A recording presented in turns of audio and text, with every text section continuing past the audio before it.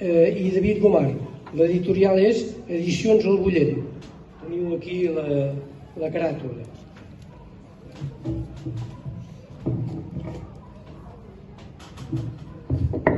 Actualment s'edita molt.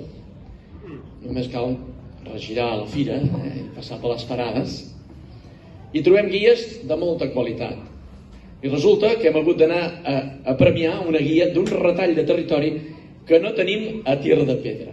Doncs sí, malgrat això, el jurat no se n'ha sabut estar de premiar una obra molt ben feta en tots els ets i uts, en tots els àmbits que li podem demanar a una guia.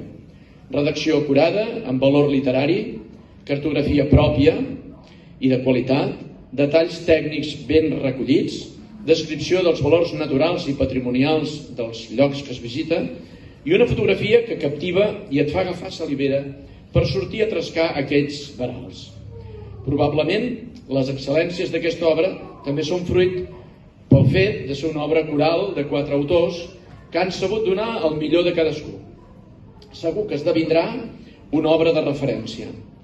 Per altra banda, manifestar-vos la nostra pena pels incendis que han devastat últimament la vegetació d'alguns dels llocs estimats que descriviu i també mostrar la nostra solidaritat davant dels qui volen calar foc a les nostres parles germanes.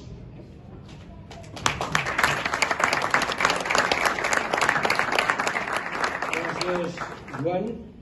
Lliura el premi a la senyora Bet Piella, regidora i presidenta de l'OFIM, i en aquest cas recull un dels autors, el senyor Xavier Cervera i Jovany.